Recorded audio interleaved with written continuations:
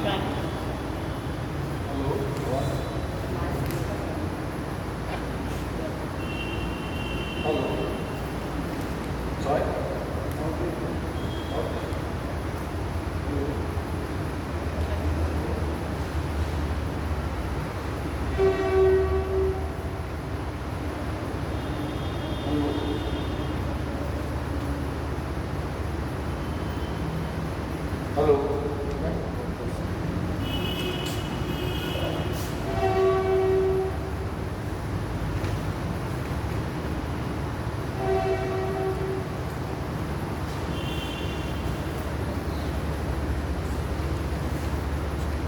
तो आज का हमारा टॉपिक है पूरे माउंटेन।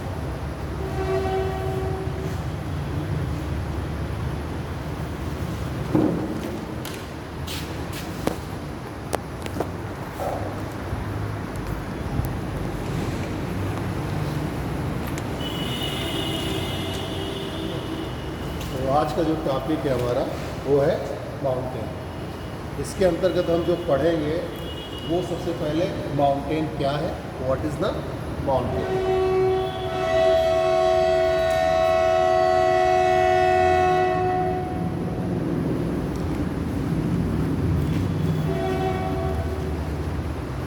सेकेंड इसके अंतर्गत पढ़ेंगे आप क्लासिफिकेशन ऑफ माउंटेन।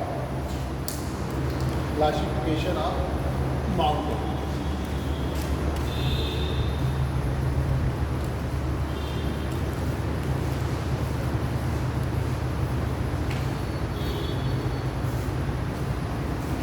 और थर्ड है इसी में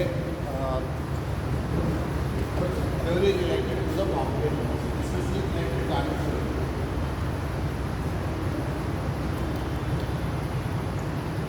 थ्योरी रिलेटेड टू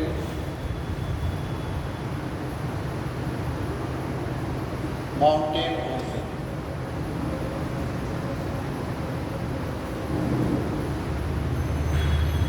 और लास्ट में हम चर्चा करेंगे वर्ल्ड डिस्ट्रीब्यूशन ऑफ माउंटेन्स।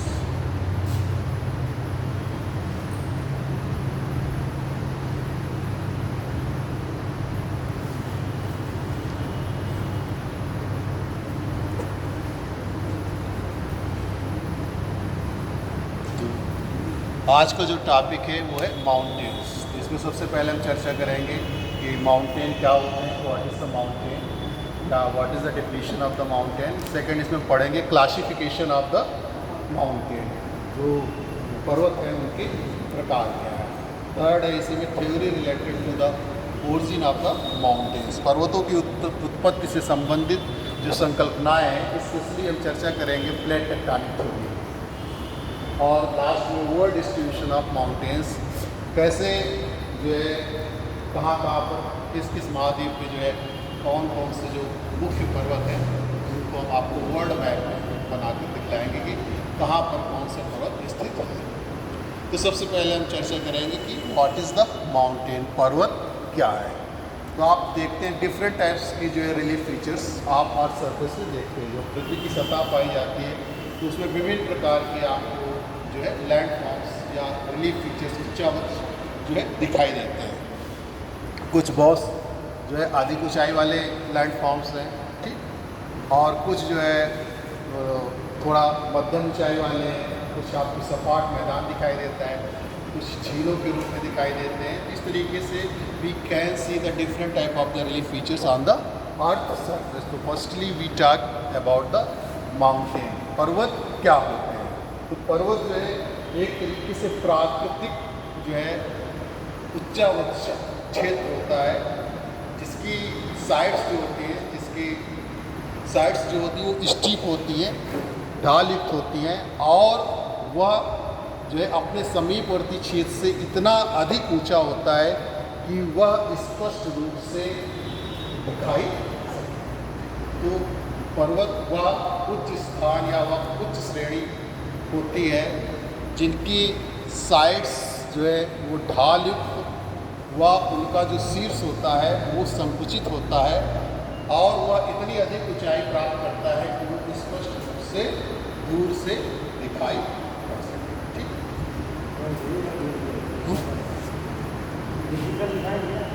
ढाल। तो माउंटेन्स क्या है? Mountain is elevated landform which has the steep sided at the peak या summit, and we can see different from the other regions clearly. तो पर्वत व उच्च स्थान व उच्च श्रेणी होते हैं जो ढाल युक्त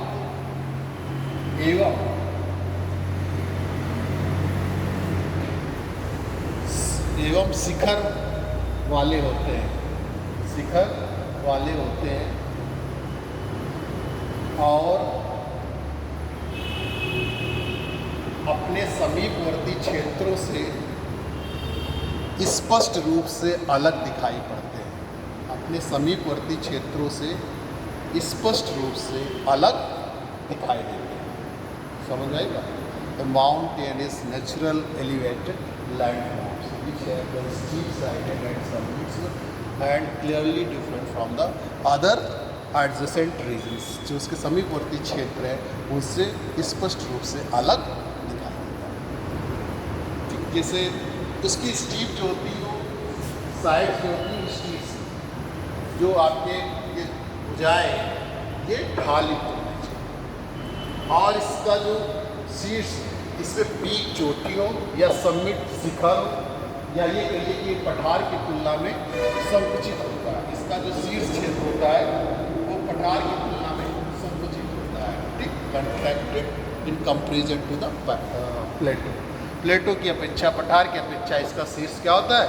संकुचित होता है, ठीक, and clearly different from the adjacent regions. जो उसके आसपास वाले क्षेत्र होते हैं, समीपवर्ती क्षेत्र होते हैं, वो उनसे स्पष्ट रूप से अलग दिखाई पड़ता है। आई बात समझ? बोले इतनी अधिक ऊंचाई होनी चाहिए इसकी कि वो स्पष्ट रूप से अलग दिखाई दे, जो डिफरेंट टाइप्स के अदर लैंडफॉर्म्स हैं। मान लीजिए उसके पास में मैदान है, पठार है, लेक्स है, झील है, तो उनसे जो है ये स्पष्ट रूप से अलग दिखाई दे, आपको फील हो कि ये क्या है? माउंटेन। अब हम चर्चा करते हैं क्लासिफिकेशन ऑफ माउंटेन्स, माउंटेन पर्वतों का वर्गीकरण। तो पर्वतों का जो वर्गीकरण है वो कई स्थितियों के आधार पर है।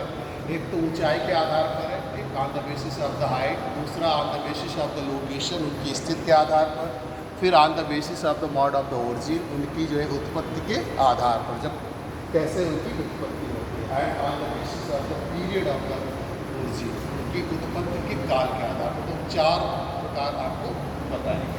अब आप डालिए एडिंग क्लासिफिकेशन ऑफ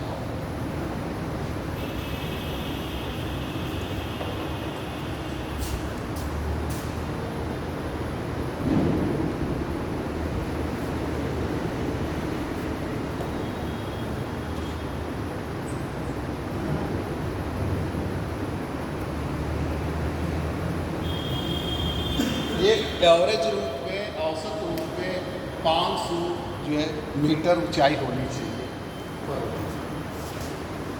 और ये पर्वत जो है माउंटेन्स जो है सेकेंड ऑर्डर लीफ है, द्वितीय जो है प्रकार जो द्वितीय श्रेणी के उच्चावच। हमने कल भी आपको बताया था कि mountains are the second order leaf, द्वितीय श्रेणी के उच्चावच है। और ये पूरे भूमंडल में यानी कि जो आपका क्षेत्र है स्थल मंडल, उसका 26% माउंटेन्स एंड जो हिल्स हैं वो 26% में फैले हुए हैं, ठीक। जैसे 12% में माउंटेन है और 14% में आपकी हिल। पर्वत और पहाड़ी जो है अपने जो क्षेत्रफल है पृथ्वी का, उसके 26% भाग पर इनका विस्तार पाया जाता है 26% में, जिसमें 12% माउंटेन है और 26% पे 14% पे हिल्स। अभी on the basis of the height बता रहे हैं आप, पर्वतों का वर्गीकरण on the basis of the height, ऊंचाई के आधार।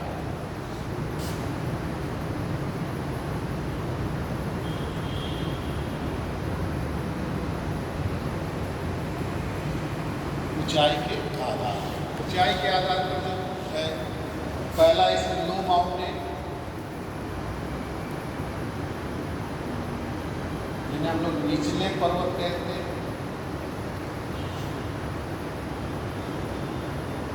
जिनकी ऊंचाई 500 मीटर जो है होती है।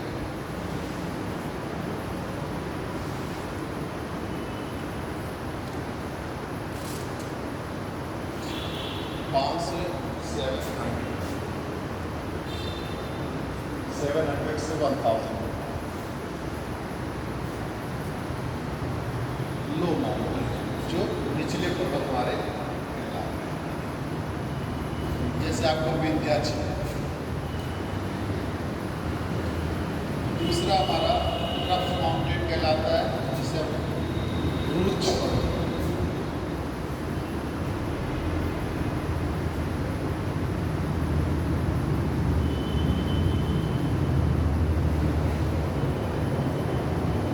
जो 1000 से 1500 मीटर।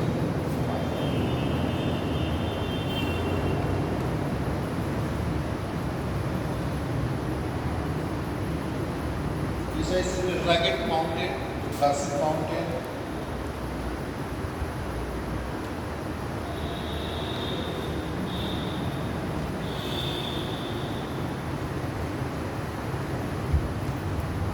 तो 1500 से 2000 मीटर। और चौथा इसी में हाई माउंटेन, उच्च पर्वत।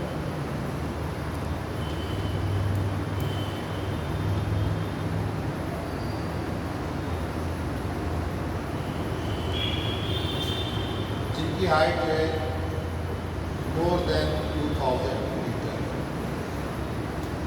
जैसे आपके आपलेशियन पर्वत है, रॉकी पर्वत है, एटलस पर्वत है, ये उच्च पर्वत कहलाते हैं। हिमालय पर्वत है। घर्षित पर्वत में जैसे अरावली है, आपका अरावली है, सतपुड़ा है, महादेव है, भारत, ये जो है घर्षित पर्वत कहलाते हैं।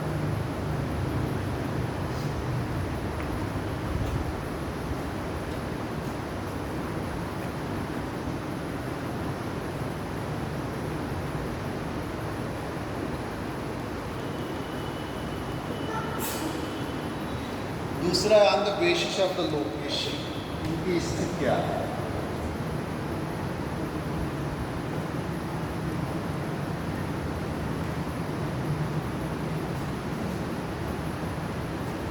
On the basis of the location, इसमें पर्वत की जो स्थिति है, पर्वत कहाँ पर स्थित है, उसके आधार पर जो है इसके प्रकार बताए गए हैं। जैसे कि वो ओशियन में स्थित है तो ओशियानिक माउंटेन है, और कॉन्टिनेंट में स्थित है तो महाद्वीपीय पर्वत है। इस तरीके से उसकी स्थिति के आधार पर दो तरीके के हो जाते हैं। एक ओशियानिक माउंटेन,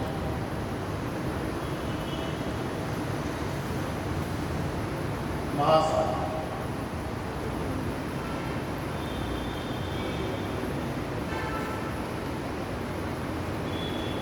और दूसरा महाद्वीप,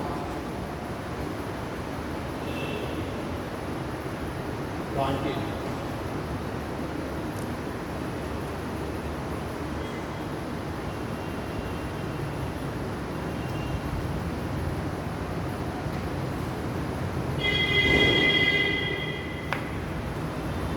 इनकी स्थिति के आधार पर एक जो महासागर में स्थित है उनको महाद्वीपीय कहते हैं, और जो कॉन्टिनेंट में स्थित है उनको कॉन्टिनेंटल या महाद्वीपीय कहते हैं। कॉन्टिनेंटल फिर से दो तरीके के हो जाते हैं, एक कोस्टल और एक इनलैंड माउंटेन। कोस्टल तटीय, और एक आपका इनलैंड आंतरिक।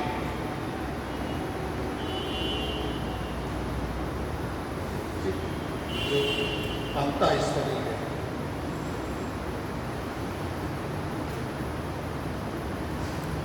इसमें जैसे आप हवाईयन आइलैंड देखेंगे सात महासागर में, तो मौनाकी माउंटेन, मौनाकी पर्वत, इससे एग्जाम्पल है मौनाकी। तटीय पर्वत, जब हमने आपको कल बताया तो आपको बताया था कि रॉकी माउंटेन, और एंडीज माउंटेन, ये किस प्रकार के हैं? तटीय पर्वत है, जहाँ पैसिफिक प्लेट और अमेरिकन प्लेट जो है आपस में टकराती हैं। तो इस तरीके की पर्वतों की उत्पत्ति हुई है। रॉकी माउंटेन ठीक, जो संयुक्त राज्य अमेरिका में है, यूएसए में। ये मौनी का हवाईयन आइलैंड में है, हवाई आइलैंड, पैसिफिक ओशन। अभी हम बताएंगे, जब मैं बताएंगे तब आपको ये जो जितने भी पर्वतों के नाम ले रहे हैं सब लोकेशन बताएंगे। रॉकी माउंटेन यूएसए में, एंडीज इसको नॉर्थ अमेरिका में, और इसको साउथ में। एटलस माउंटेन भी अफ्रीका में जो पाया जाता है, वो भी तटीय माउंटेन। अंतःस्थलीय जो पूरी तरीके से इनलैंड में हो, जैसे आपका हिमालय है, हिमालय एशिया,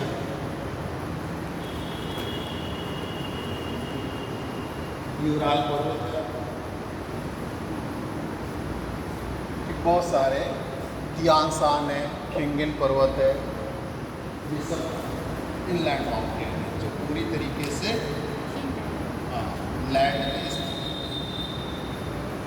ये इस तरीके से आंध्र बेसिस आता है लोकेशन। अब आप देखिए आंध्र बेसिस आता है पीरियड ऑफ ओरिजिन, उनकी उत्पत्ति के काल के आधार पर।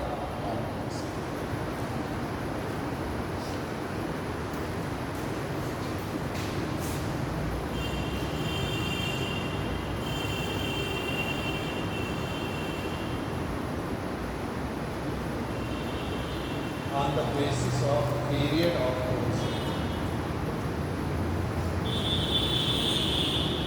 उनकी उत्पत्ति के काल के आधार पर। जिन जो जियोलॉजिकल स्केल टाइम है हमारा, उसके अनुसार इनकी उत्पत्ति जिस काल में हुई उसके आधार पर इसको बांटा गया। आता भी एग्जाम में पूछा भी जाता है। तो इसमें जैसे पहला pre Cambrian mountain, Cambrian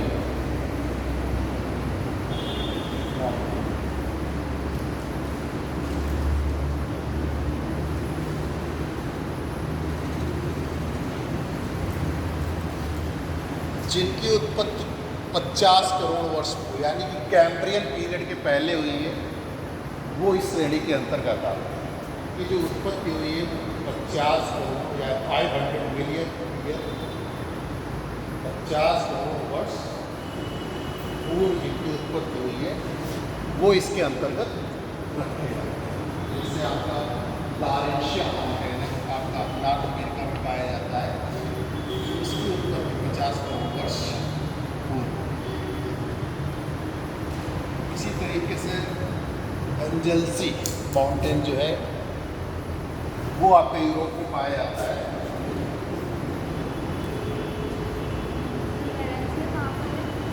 लारेंशिया mountain सही नॉर्थ अमेरिका, हाँ, कनाडा में फैला है।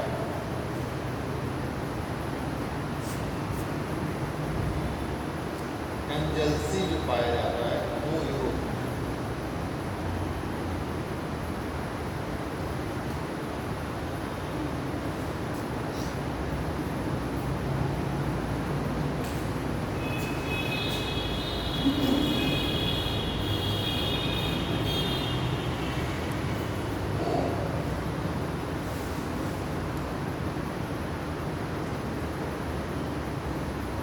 इसमें ये एग्ज़ाम में पूछा जाता है, जब मैच कराने के लिए आता है तो लारेंशिया माउंटेन पूछा जाएगा कि इसका मतलब कई बार आ चुका इसमें और किसी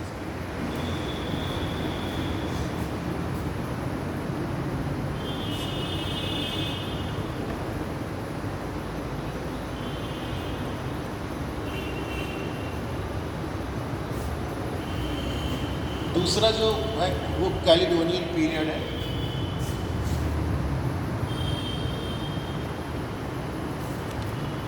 कैलिडोनियन पर्वत,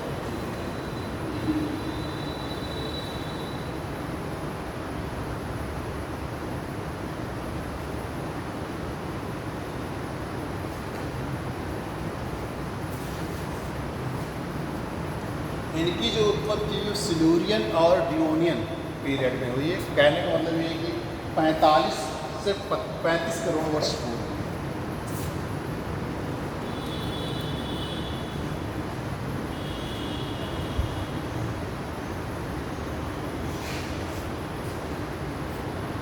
पैंतालीस से 35 यानी सिल्यूरियन और डियोनियन पीरियड में हुई है इनकी उत्पत्ति।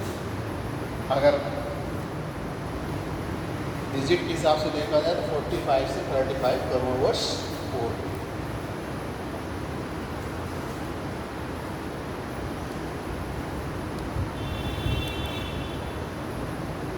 इसके अंतर्गत जैसे हमारा भारत का ही आपका अरावली पर्वत,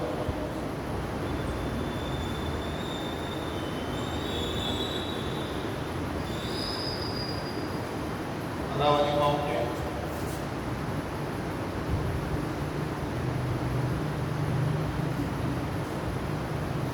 इसी में आपका जो स्कैंडिनेविया है यूरोप में, वो इसी के अंतर्गत।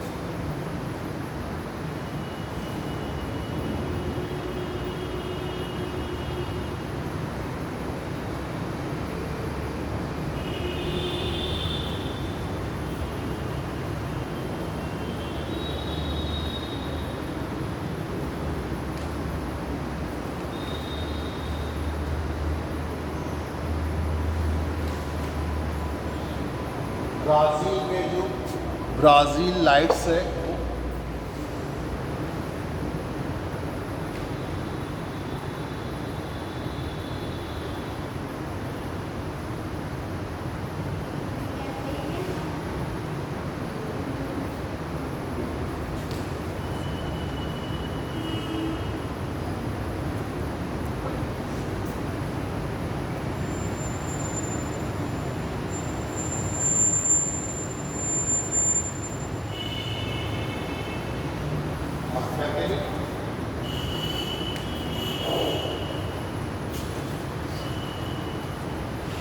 अरावली माउंटेन जो आपके भारत में पाया जाता है, ठीक। और ये भी आता है, पूछा जाता है, ये तीनों पूछे जाते हैं, ये ज़्यादा इम्पोर्टेंट है। और इसी में एक आपरेशियन माउंटेन भी है जो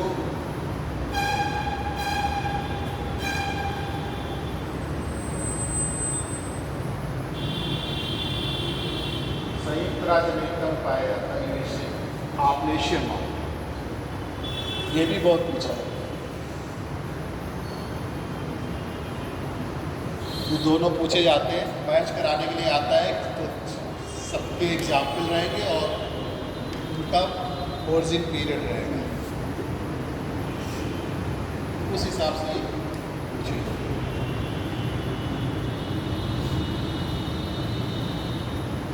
फिर है हर्षियन, इधर लिखे दे रहे हैं।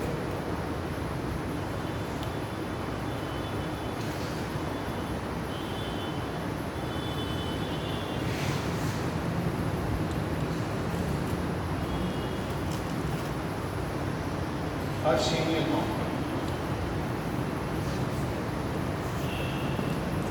जिनकी उत्पत्ति समय 29 से 25 करोड़ वर्ष, 29 से 25 करोड़ वर्ष परमीनियन और परमोफेरस पीरियड के 29 से 25 करोड़।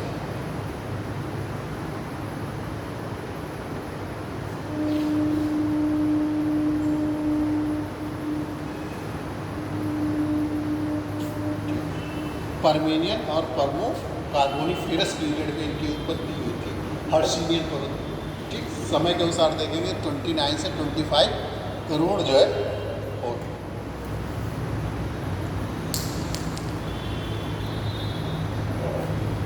इसमें जो है यूराल माउंटेन, आपका यूराल पर्वत, जो आपका रशिया में हर्ट्स और वासेस और ब्लैक फॉरेस्ट तीनों जर्मनी में, ये बीसी काल में है। हर्ट्स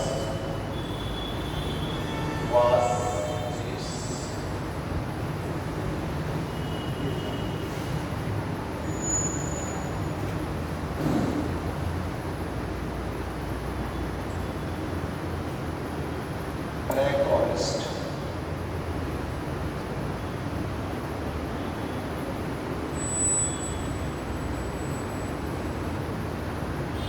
तीनों जर्मनी।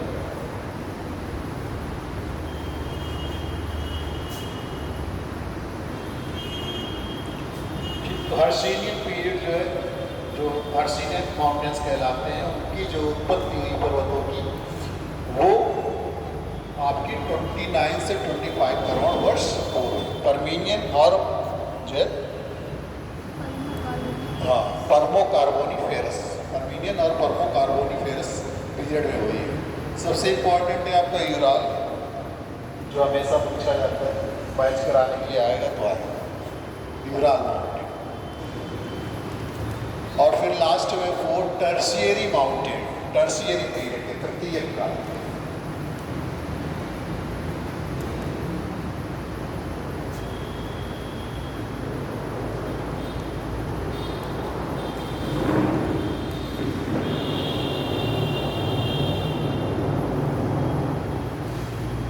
इसके अंतर्गत सभी नवीन और मोड़दार पर्वतों को रखा गया है, जो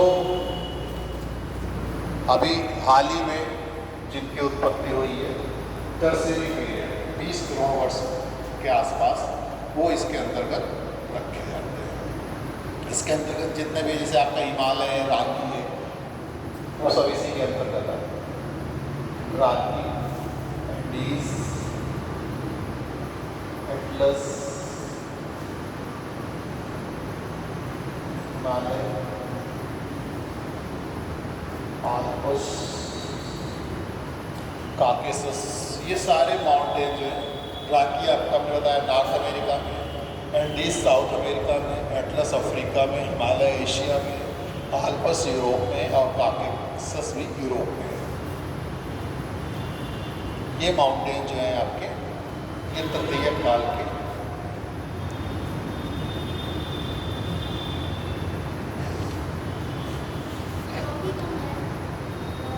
रॉकी नॉर्थ अमेरिका, अभी लिखा तो था।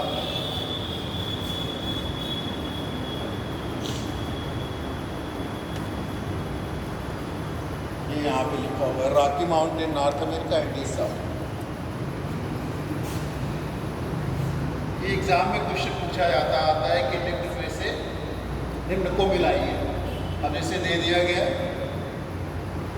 इधर आपका प्री कैम्ब्रियन पीरियड, कैलेडोनियन और जो है आपका हर्षियन और टर्शियरी माउंटेन। तो उसकी एक एक एग्जाम्पल दिए जाते हैं, जैसे लारेंशिया माउंटेन, यूराल पर्वत, आल्प्स पर्वत और आपनेशियन, ये ज़्यादातर पूछे जाते हैं। तो इनको आपको मैच कराना रहता है, एक क्वेश्चन जरूर आता है, तो इसको आपको ठीक से याद रखना है। पीरियड आते तो सभी है, उसी हिसाब से हम आपको पढ़ा रहे हैं, लेकिन ये क्वेश्चन ज़्यादा आता है।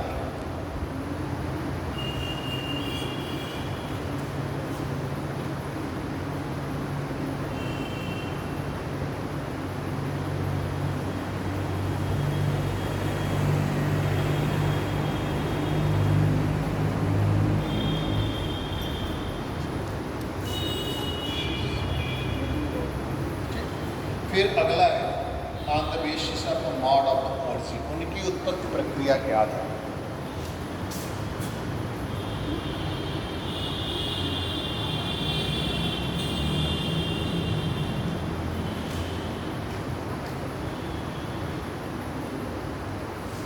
On the basis of the mode of the origin, उत्पत्ति प्रक्रिया के आधार पर कैसे उनकी उत्पत्ति हुई, इसके आधार पर हमने इसको बांटा है। जैसे पहला है यंग फोल्डेड माउंटेन या फोल्डेड माउंटेन, मोड़दार।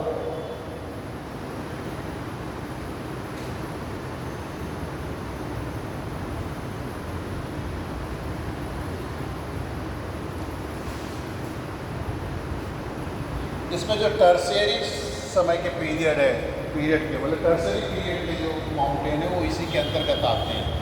वास्तव में जो प्लेटें एक दूसरे के करीब आई और जो प्लेटों, एक प्लेट जो है दूसरी प्लेट के नीचे सबडक्ट नीचे जो उसका छेपड़ हुआ, तो जब पार्श्ववर्ती फोर्स लगा तो वो जो मलबा था वलन की प्रक्रिया के द्वारा जो है ऊंचाई ले ली। जैसे आप किसी भी जो है अभी जो हमारे यंग पर्वत है यानी टर्शियरी पीरियड के में जाएंगे पर्वतों में, तो वहाँ पे आपको गोल्ड मिलेंगे, वलन दिखाई देंगे। तो जब पार्श्ववर्ती बल लगते हैं, जैसे मान लीजिए 2 प्लेटें आई आपस में, अभी बताएंगे, और ये जो मलबा है ये जैसे यहाँ पे पार्श्ववर्ती फोर्स लगते हैं, लैटरल फोर्सेस लगते हैं, दबाई जाती है। तो जब ये फोर्स जो है जो आपस में एक दूसरे की तरफ आते हैं वो हमारे आपके पार्श्ववर्ती फोर्सेस कहलाते हैं, लैटरल फोर्सेस कहलाते हैं। और जब ये विपरीत दिशा में कार्य करते हैं तो ये टेंशनल फोर्सेस कहलाते हैं, तनाव मूलक बल कहलाते हैं, जिनसे हमारी भ्रंश घाटियों का जन्म होता है। जब प्लेटें एक दूसरे से दूर चली जाती हैं तो वहाँ पर भ्रंश बनते हैं, खिसकाव होता है। तो इस तरीके से तनाव मूलक से हमारे भ्रंश हैं और जो चटकन है, दरार है, ये सब उसके द्वारा बनते हैं। और इससे हमारे फोल्ड बनते हैं, वलन होता है। वलन से हमने जो बताया था 2 तरह की कंडीशन होती है, कुछ भाग उसका ऊपर उठ जाता है, कुछ भाग नीचे धंस जाता है। तो ऊपर उठे हुए भाग को एंटीक्लाइन और नीचे धंसे हुए भाग को शिंक्लाइन, अपनत और अभिनत कहते हैं। तो पार्श्ववर्ती फोर्सेस लगने की वजह से उनमें वलन की क्रिया होती है, जिससे इसलिए उनमें मोड़ पड़ जाते हैं, इसीलिए इनको मोड़दार पर्वत कहते हैं। तो टर्शियरी पीरियड के जो हमारे माउंटेन्स हैं वो सब मोड़दार पर्वतों में आते हैं, जैसे हिमालय है, एशिया में आल्प्स फ्रांस में, आल्प्स मतलब पूरे यूरोप में, फ्रांस कई देशों में। रॉकी माउंटेन है हमारा, एंडीज माउंटेन है, सब इसी के अंतर्गत आते हैं।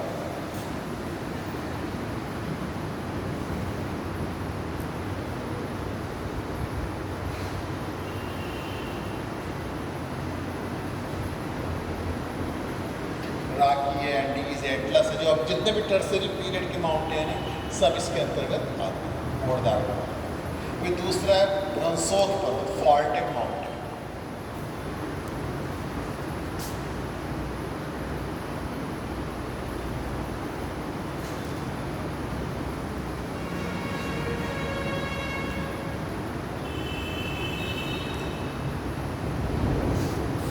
ऐसे माउंटेन्स जिनकी उत्पत्ति भ्रंश के सहारे होती है, तो भ्रंशोक पर्वत कहलाता है। मान लीजिए पहले फाट नाव और उसमें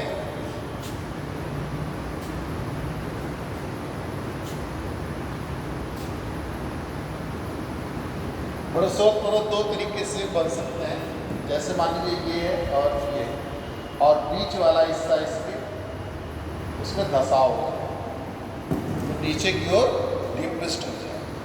तो ये जो उठा हुआ भाग है और जो इधर का उठा हुआ भाग, ये आपके भ्रंशोक पर्वत है। ये और किसी स्थल में बीच का भाग कर धंस जाता है, उसके पार्श्ववर्ती जो है वो खड़े रहते हैं, तो ये पर्वत हमारे भ्रंशोक पर्वत कहलाते हैं।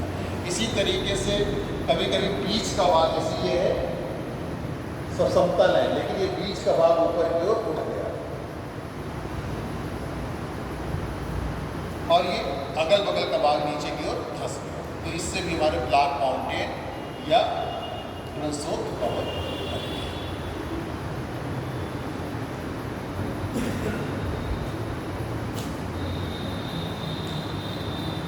जैसे अभी हमने बताया था वासेस और ब्लैक फॉरेस्ट, ये भ्रंशोक पर्वत है।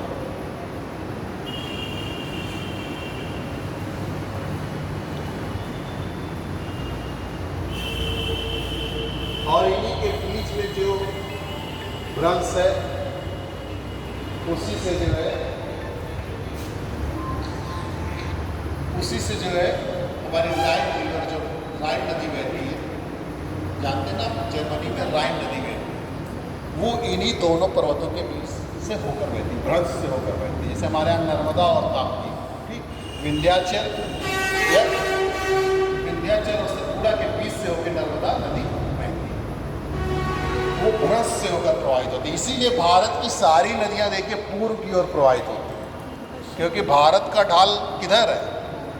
दक्षिण पूर्व है, उत्तर पश्चिम से दक्षिण पूर्व। सारी नदियां आपको दिखाई देंगी कि सारी नदियां जो अपना माउथ बनाती हैं वो बे ऑफ बंगाल या जो जो बंगाल की खाड़ी है या जो बंगाल सी उसमें जाकर गिरती है। लेकिन नर्मदा और ताप्ती जो है किधर गिरती? अरब सागर में, पश्चिम साइड। तो पश्चिम साइड में कैसे कोई दिशा उसकी कैसे नदी बह सकती है?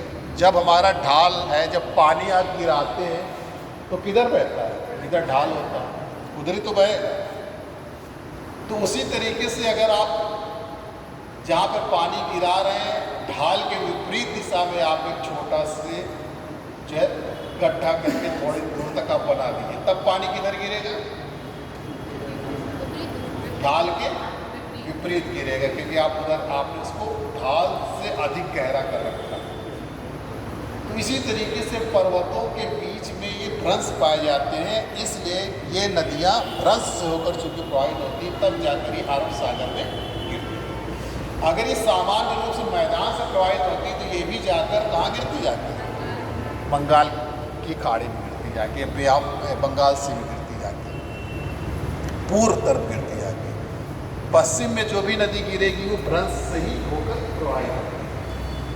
हमारे यहाँ जो आपका प्रायद्वीपीय पठार जो है, वहाँ पे जो भी नदियाँ जा रही हैं तो ऊपर विंध्याचल है, नीचे सतपुड़ा है। जब अभी कभी आप जाएँ तो देखे जाएंगे, तो ऊपर विंध्याचल है और नीचे सतपुड़ा है, उसी के बीच से होकर हमारी नर्मदा रिवर है। इसीलिए ये जो है जितनी भी नदियाँ भ्रंश होकर बहती हैं वो डेल्टा नहीं बनाती। आता है कभी कि कौन सी नदियाँ भारत में ऐसी हैं जो डेल्टा नहीं बनाती? कि जो पश्चिम की ओर प्रवाहित होती है, नर्मदा और ताप्ती, वो डेल्टा नहीं बनाती। क्यों नहीं बनाती? क्योंकि ये भ्रंश से होकर प्रवाहित होती है। तो जातीय भ्रंश से होकर प्रवाहित हो रही है, उनको एकदम खड़ा ढाल मिलता है। खड़ा ढाल जब मिलेगा तो वो जाके उसी अरब सागर में गिर जाती है। तो उनको एकदम वो प्लेस ही नहीं मिलता। जो नदियाँ धीरे धीरे जाती, मंद ढाल से होते हुए जाती, तब वो डेल्टा बना। तो ब्लैक फॉरेस्ट और वासेस जो है वो भ्रंशोत्तर पर्वत है। सियरा नेवाडा और साल्ट रेंज जो पाकिस्तान में पाई जाती है, सियरा नेवाडा जो यूएसए में पाया जाता है, संयुक्त राज्य अमेरिका में।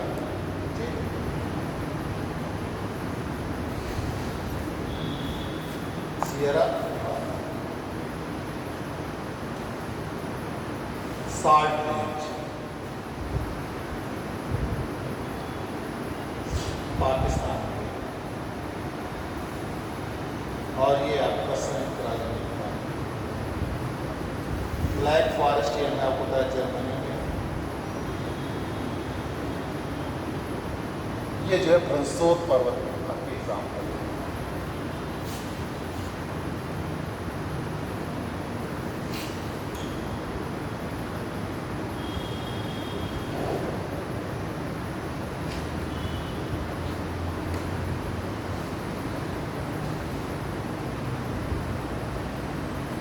फिर आपका वोल्केनिक माउंटेन, ज्वालामुखी,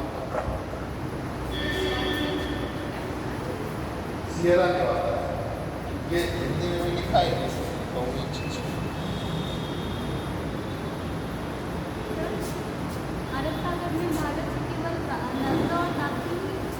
हाँ, मांडवी भी गिरती है, लेकिन मेजर रिवर्स जो है नर्मदा और ताप्ती गिरती। छोटी छोटी और भी नदी है, लेकिन मुख्य रूप से जो मेजर रिवर्स है वो नर्मदा और ताप्ती। मांडवी जो गोवा में पाई जाती है वो सब लेकिन फॉल्ट से ही होता है।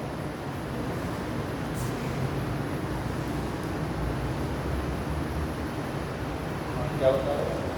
वोल्केनिक माउंटेन, ज्वालामुखी।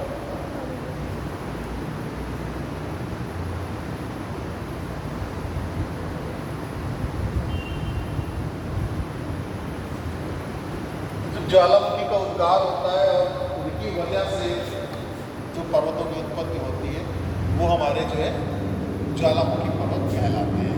जैसे चिली में एकांगुआ माउंटेन पाया जाता है, और इक्वाडोर दक्षिण अमेरिका में जो है कोटापेक्सी पाया जाता है, अफ्रीका में किलिमंजारो पाया जाता है। ये सब वोल्केनिक माउंटेन कहलाते हैं। एकांगुआ चिली मतलब दक्षिण।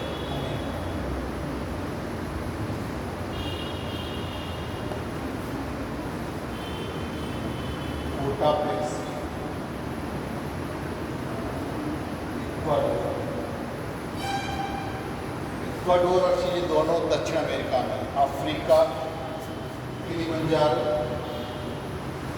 तंजानिया में पाया जाता है।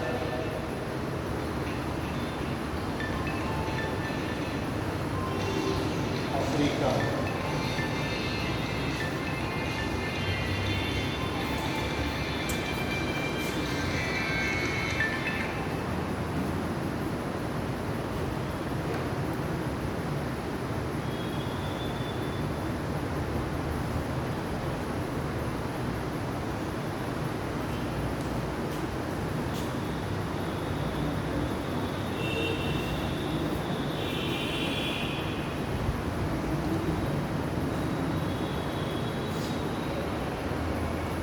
इसी में एक और है रेजिडुअल माउंटेन, यानी कि अवशिष्ट पर्वत। इसी का एक और है अवशिष्ट पर्वत।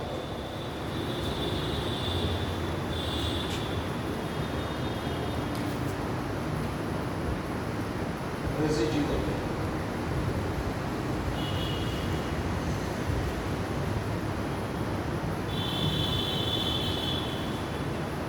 जैसे आप देखते हैं कि हमने आपको बताया था एक्सटर्नल फोर्सेस भी बहुत सारे कार्य करते हैं और जो है पर्वत जो होते हैं उनका भी अपर्दन होता रहता है। जैसे नदियाँ प्रवाहित होती रहती तो उसकी ऊंचाई को कम करती रहती है। तो ऐसे जो माउंटेन है आज इस भारत में अरावली है, विंध्याचल है, आपका सतपुड़ा है, रूस का जो यूराल माउंटेन है, ये सब अवशिष्ट पर्वत की उदाहरण है।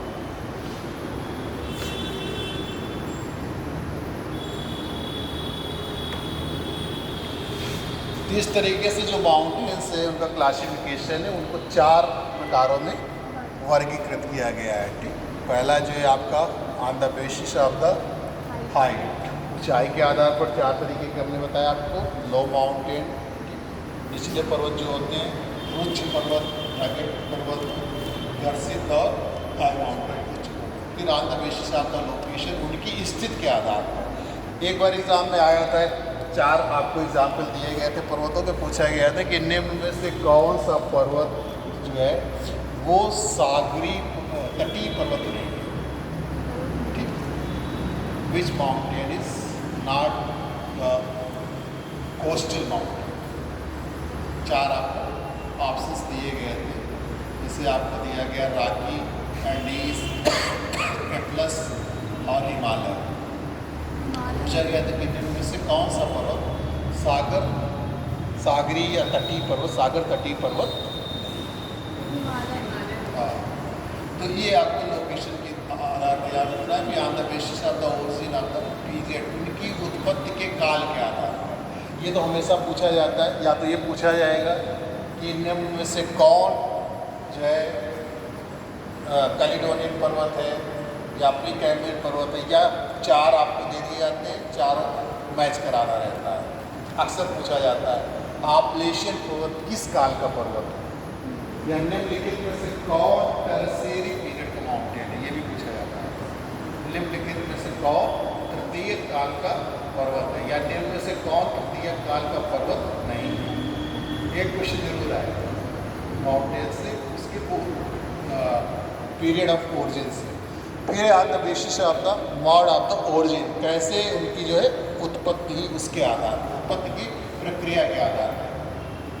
तो जैसे फोल्डेड माउंटेन टर्शियरी पीरियड में उत्पन्न हुए थे और उनकी जो व्याख्या की गई प्लेटो के आधार पर की गई वर्तमान समय में। फिर क्योंकि ये फोल्ड से होते हैं, वलन के द्वारा इनका निर्माण होता है, इसीलिए, और वलन से क्या होते हैं, मोड़ पड़ते हैं, इसीलिए इनको मोड़दार पर्वत कहा गया। यंग भी कहा गया क्योंकि ये सबसे नवीन है। तो नवीन मोड़दार पर्वत, यंग फोल्डेड माउंटेन, जो जिनकी उत्पत्ति वलन के द्वारा मोड़ पड़ने से हुई, इसलिए इसको मोड़दार पर्वत भी कहते हैं। दूसरा है जैसे इसमें आपका फॉल्टेड माउंटेन, जो भ्रंशों से, जिनकी उत्पत्ति भ्रंश से हुई है, इसीलिए इनको भ्रंशोत पर्वत या ब्लॉक माउंटेन कहते हैं। और तीसरा है इसी में आपका वोल्केनिक माउंटेन, जिनका संबंध जो है ज्वालामुखी उद्गार से है। जिन पर्वतों की उत्पत्ति का संबंध ज्वालामुखी के उद्गार से, उनको वोल्केनिक माउंटेन कहा गया। जैसे जापान में आप फ्यूजियामा देखते हैं, माउंट फ्यूजियामा, वो वोल्केनिक माउंटेन। ठीक, किलिमंजारो तंजानिया अफ्रीका में, ये कैसा माउंटेन है? वोल्केनिक माउंटेन है। तो इस तरीके से ये ज्वालामुखी के उद्गार से संबंधित है। कोटापेक्सी, कांगुआ आप जानते हैं पूरे जो है विश्व में सबसे ऊंचा ज्वालामुखी पर्वत है, लेकिन ये एक्सटिंक्ट है, मृत है। ज्वालामुखी पर्वत में क्या है? ज्वालामुखी जो होते हैं वो 3 तरीके के होते हैं। एक तो सक्रिय एक्टिव रहते हैं, जिनसे लगातार ज्वालामुखी का उद्गार हो रहा है, यानी कि उनसे लगातार मैग्मा का प्रवाह हो रहा है। दूसरा है जो क्या कहते हैं आपके डोरमेंट होते हैं, सुसुप्त होते हैं, अभी उनमें भविष्य में आशा हो सकती है कि उनका उद्गार फिर से हो जाए। और तीसरा एक्सटिंक्ट मृत होते हैं, जो कि अब भविष्य में उनके उद्गार होने की संभावना नहीं है, क्योंकि जो उनका मुख था, क्रेटर था, उसमें पानी भर गया है। तो इसलिए अब भविष्य में उनसे उद्गार होने की कोई संभावना नहीं है। ये on the basis of the intensity of the जो वोल्केनिज्म था, जो ज्वालामुखी की तीव्रता के आधार पर इसको 3 तरीके से बांटा गया था, एक्टिव, डोरमेंट एंड एक्सटिंक्ट, 3 तरीके से। तो ये एक्सटिंक्ट ज्वालामुखी काम हुआ, पूछा गया था कि विश्व में सबसे ऊंचा ज्वालामुखी पर्वत कौन है। IAS में पूछा गया था कि विश्व में सबसे ऊंचा ज्वालामुखी पर्वत कौन सा है, क्योंकि उसमें कोटापेक्सी और एंकांगुआ दोनों थे। क्योंकि हम लोग यही पढ़ते आते हैं कि जो कोटापेक्सी है वो सबसे ऊंचा ज्वालामुखी पर्वत है, ज़्यादातर आपको मिलेगा, लेकिन दोनों में अंतर है। सबसे जो एंकांगुआ, जो कोटापेक्सी है, वो आपका एक्टिव वोल्केनिक माउंटेन। तो अगर पूछा जाए कि सबसे ऊंचा सक्रिय ज्वालामुखी पर्वत कौन सा है, तब आपका कोटापेक्सी होगा। और जब पूछा जाए कि सबसे ऊंचा ज्वालामुखी पर्वत कौन सा है, तो एंकांगुआ होगा। ठीक, एक बार IAS में पूछा गया था, तो IAS में थोड़ा से कुछ ना कुछ सोचने पे मजबूर करते हैं, इस तरीके के कुछ देते हैं। ठीक, रेजिडुअल माउंटेन तो आप जानते हैं, जो पुराने माउंटेन हो चुके हैं, तो वो सभी जो है किससे, अपरदन से प्रभावित है। इसलिए वो जितने भी पुराने माउंटेन हैं, कैलिडोनियन पीरियड के, हर्शियन पीरियड के, उनके आगे सब जो है सब में कुछ ना कुछ जो है उनका अवशिष्ट होता है। ठीक, अब हम चलते हैं theory related to the origin of the mountain. कौन कौन सी जो है पर्वत उत्पत्ति से सिद्धांत दिए गए, जिसमें हम आपको बताएंगे तो सब, लेकिन चर्चा करेंगे प्लेट टेक्टोनिक प्लेट के वक्त जो आपके आएगा। अगर एग्जाम में आएगा, मेंस में लिखने के लिए तो आएगा प्लेट टेक्टोनिक। इसमें थ्योरी आप जान लीजिए। पहली थ्योरी है theory of geosyncline Kober area.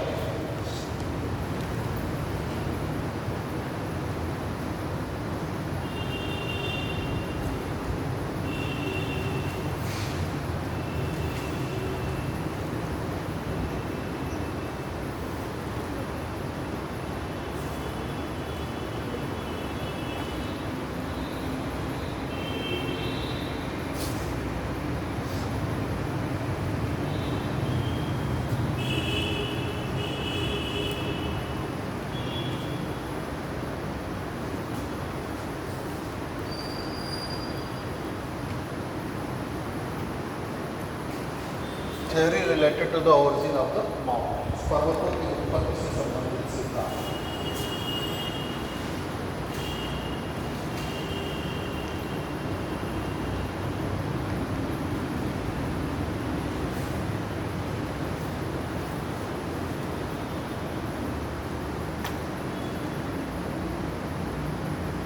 पर्वतों की उत्पत्ति से संबंधित सिद्धांत। पहला है थ्योरी ऑफ जियोसिंक्लाइन, भूसन्नत का सिद्धांत।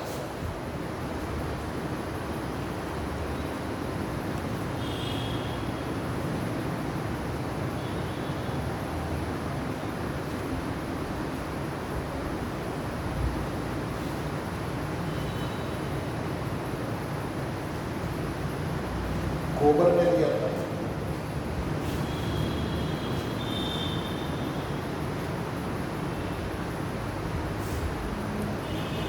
थर्मल कंट्रैक्शन थ्योरी जेफरीज ने दिया था। तापीय संकुचन सिद्धांत।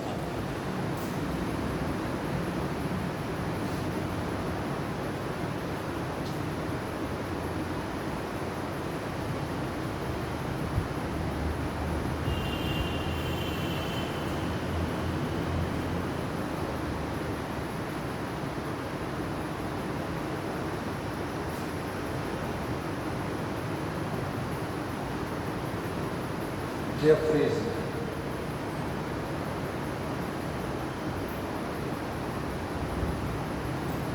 कन्वेक्शनल करंट थ्योरी ओम्स ने दिया। सम्मानी तरंग सिद्धांत।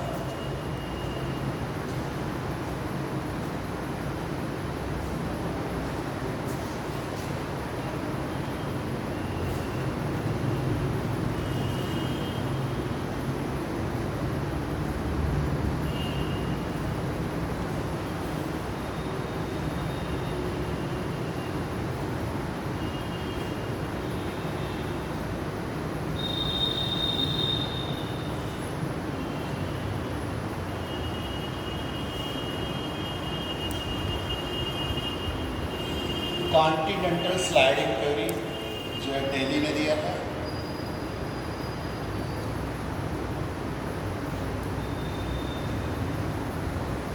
Continental sliding theory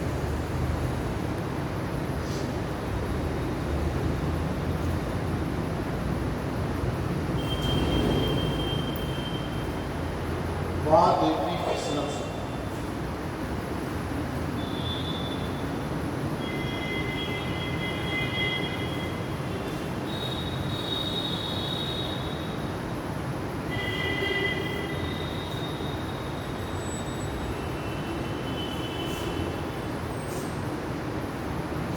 radio active theory जोली ने दिया था।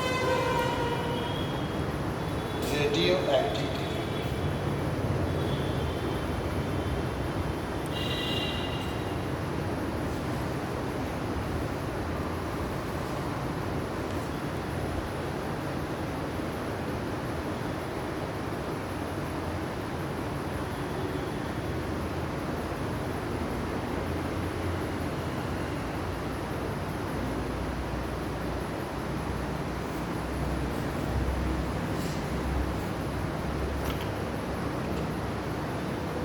ये पास थ्योरीज है जिनको आपको याद रखना है किसने दिया था।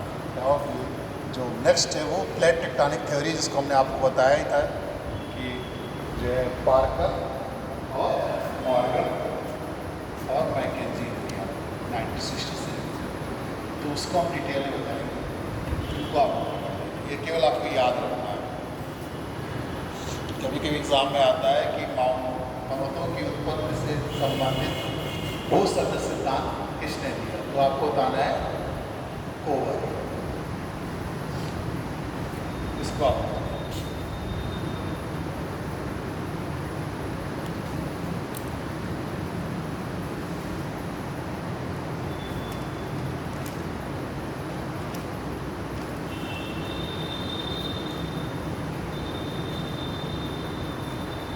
लिख लिया समय लिखो जो जितने लिखे भी काफ़ी मुझे बताना है समय का।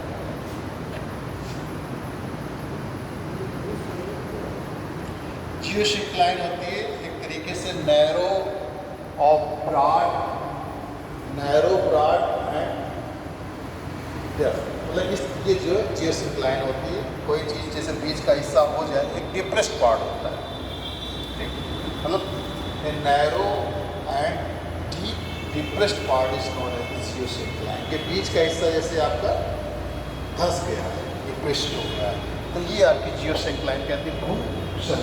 अभी आपने सिंक्लाइन पढ़ा था केवल सब, ये जियोसिंक्लाइन यानी पृथ्वी पर इस तरीके की आकृतियाँ बन जाती हैं। आज की जो भूसंरचनाएं बची हुई रह गई वो आज की महासागर में दिखाई देती। तो इसने ये बताया कि इस पर मलबा आता रहता है, मलबा जमा होता रहता है। जब मलबा जमा होता रहता है तो ऊपर की तरफ आती जाती है, उथली होती है, और फिर इसके आज ऊपर तक पहुँच जाती है तो ये पार्ट्स फोर्सेस लगते हैं, इसके आपस में पार्ट्स फोर्सेस लगते हैं। और जब फोर्सेस लगते हैं तो उनके कारण जो है इसमें मोड़ उत्पन्न हो जाता है, और जो ऊंचे उठे हुए भाग हो जाते हुए पर्वतों के कहलाते हैं। और कहीं कहीं पे आपको दिखाएंगे कि जब फोर्स बहुत तेज़ी से नहीं लग पाता है तो वो एक मीडियम मास के रूप में यानी कि मध्य मास के रूप में, मध्य स्थल के रूप में बच जाता है, जैसे हमारा हंगरी का मैदान है, ठीक। इसी तरीके से ये कहलाते हैं। तिब्बत प्लेटो है जैसे, तो ये इनके हिसाब से जो कोबर ने बताया था।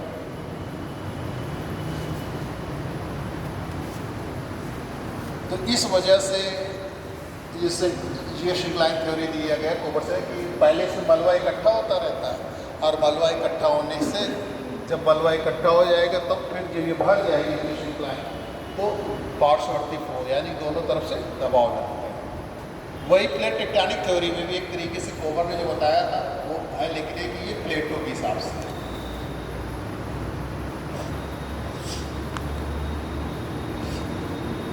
चलें फिर हम आगे, आप प्लेट टेक्टोनिक थ्योरी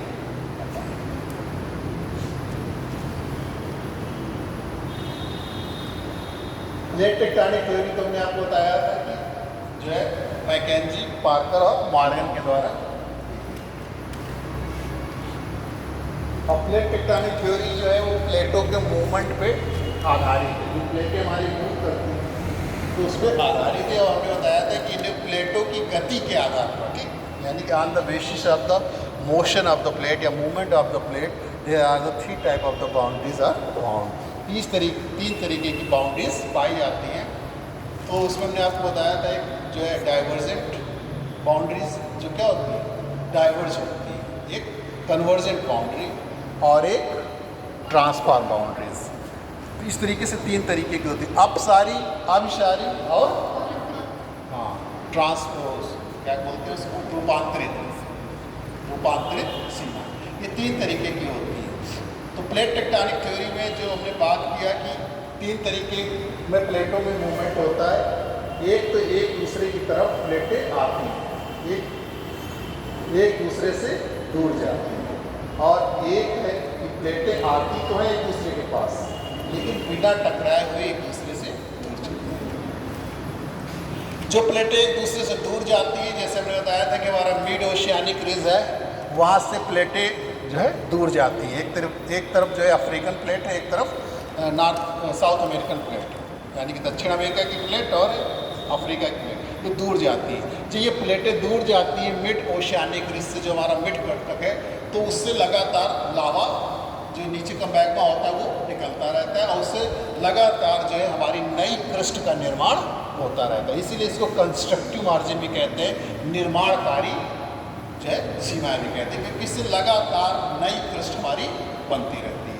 दूसरा है डिस्ट्रक्टिव मार्जिन, या जिसको हमने बोला था कि जो है कंजर्व बाउंड्रीज, यानी कि एक दूसरे की तरफ आती, अमिशार एक दूसरे की तरफ आती हैं प्लेटें, और ये प्लेटें क्या करती, एक जो है जो प्लेट भारी होती है वो प्लेट हल्की प्लेट के नीचे सबडक्ट हो जाती है, उसका छेपड़ हो जाता है। तो इसको हम बोलते हैं डिस्ट्रक्टिव मार्जिन, विनाशकारी, क्योंकि यहाँ पर जो है प्लेट का विनाश होता है, इसलिए इसको विनाशकारी कहते हैं। और इसको बोलते हैं कंजर्वेटिव, संरक्षी, एक दूसरे के करीब तो आती हैं लेकिन एक दूसरे से टकराती नहीं है। तो यहाँ पर ट्रांसफॉर्म फाइट होते हैं, जो कंजर्वेटिव यानी कि ट्रांसफॉर्म बाउंड्रीज होती है। कंस्ट्रक्टिव में हमेशा जो है आपके नई क्रस्ट का निर्माण होता रहता है, सागरी क्रस्ट का निर्माण होता रहता है नई।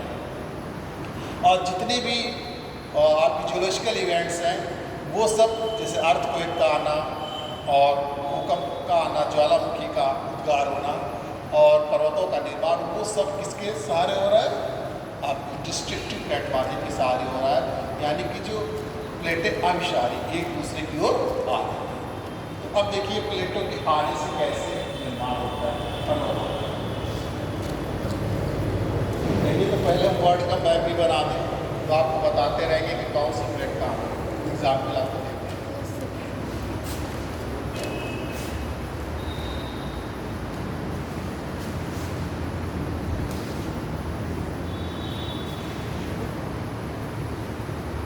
बना लीजिए।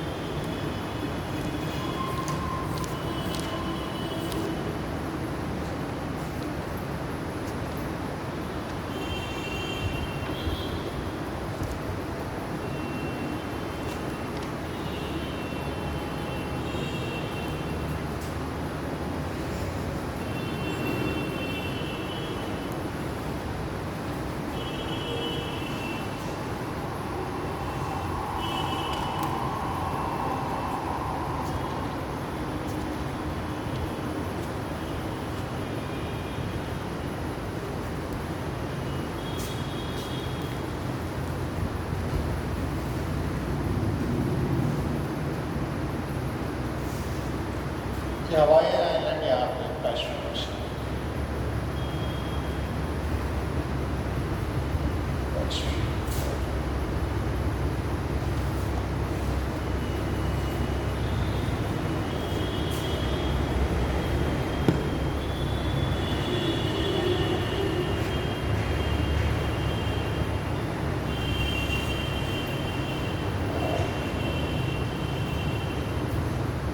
हवाईयन आइलैंड यहीं पे मौना की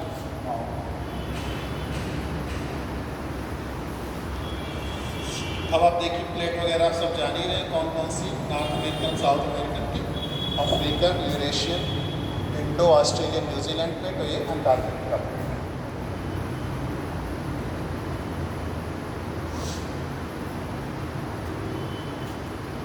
अब प्लेट टेक्टोनिक थ्योरी की चर्चा कर रहे हैं। प्लेट टेक्टोनिक थ्योरी जो है उसमें जो पर्वतों की उत्पत्ति बताई गई वो डिस्ट्रक्टिव प्लेट मार्जिन के सहारे बताई गई, जहाँ पर प्लेटें एक दूसरे की तरफ आती गतिशील होती है। तो पहली कंडीशन हो सकती है जिसे आपको बताया कि यहाँ पर Rocky mountain 49 degree north Canada और यूएसए,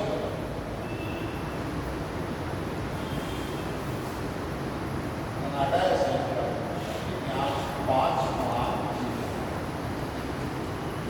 ग्रेट लेक्स कहते हैं।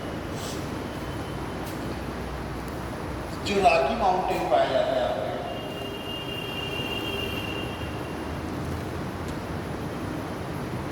और एंडीज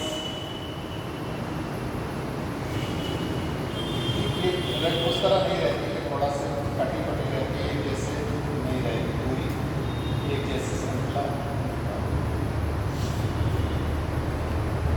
तो अब इसको देखिए, अब दो प्लेटें जब आपस में टकराती हैं तब जो है पर्वतों की उत्पत्ति होती है। उदाहरण के लिए हम ले रहे हैं रॉकीज माउंटेन और एंडीज माउंटेन। अब ये दो प्लेटें हैं, एक नॉर्थ अमेरिकन प्लेट है और एक पैसिफिक प्लेट है, जहाँ दक्षिण अमेरिकन प्लेट है और ये पैसिफिक प्लेट। दो तरीके की ये प्लेट है। अब ये आपस में एक दूसरे की तरफ आ रही है, आपस में एक दूसरे की तरफ आ रही है। अब जब ये प्लेटें आएंगी एक दूसरे की तरफ तो भारी प्लेट जिसका घनत्व ज़्यादा है वो सबडक्ट हो जाएगी हल्की प्लेट की तरफ। तो इधर पैसिफिक ओशन जब प्लेट यानी कि जो हमारी प्रशांत महासागरीय जो प्लेट है वो उत्तरी अमेरिकन प्लेट के नीचे सबडक्ट हो जाएगी। ऐसे प्लेट आ रही है, ठीक। और ये नॉर्थ अमेरिकन प्लेट है, ये जाके ऐसे इसके नीचे छेपड़ हो जाता है इसका, जो भारी प्लेट है जिसका घनत्व ज़्यादा है। अब जब ये भारी प्लेट हो जाए, जब ये सबडक्ट हो जाती है तो इसी में क्या फोर्स लगते हैं, ये पार्ट्स वर्ती बल लगते हैं, और वो जो मलबा इकट्ठा हो रहा है, जो प्लेटें जो मलबा के रूप में इकट्ठा हो रही है वहाँ पर, उसमें जो दबाव पड़ता है उससे आपके मोड़दार पर्वत, जैसे यहाँ पे रॉकी माउंटेन और यहाँ पे एंडीज माउंटेन, यहाँ पे एटलस माउंटेन, ये सब किसके उदाहरण हैं? जब एक महासागरीय प्लेट है और एक आपकी महाद्वीपीय। तो इस तरीके से रॉकी और एंडीज की जो उत्पत्ति हुई है वो इससे हुई है, एक महासागरीय प्लेट है और एक महाद्वीपीय। अब देखिए यूरोप में जो माउंटेन्स पाए जाते हैं, आल्प्स माउंटेन पाया जाता है और आपका भारत में हिमालय माउंटेन पाया जाता है। अब यहाँ पर कंडीशन दूसरी है, यहाँ पर महाद्वीपीय और महाद्वीपीय प्लेट है। एक यूरेशिया प्लेट है यानी कि ऊपर से एशिया प्लेट आ रही है और नीचे से इंडो ऑस्ट्रेलियन प्लेट जो हिमालय की उत्पत्ति बता रही है।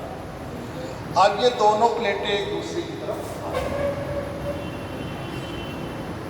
ये ऊपर की ओर जा रहा है और ये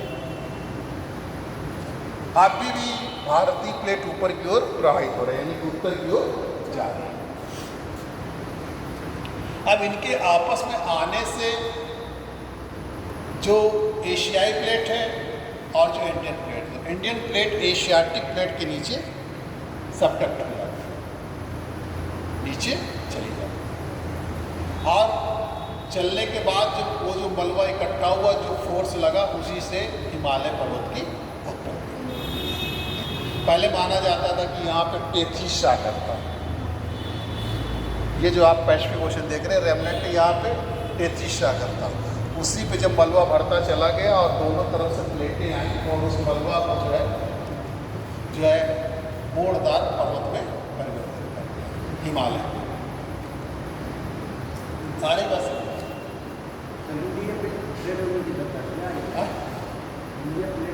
हाँ हाँ वही बता रहे हैं कि इंडियन प्लेट का घनत्व ज़्यादा होने का और एशियन प्लेट के नीचे अभी भी ये एक्टिव जोन कहलाते हैं। यहाँ अभी भी क्रिया चलती रहती है।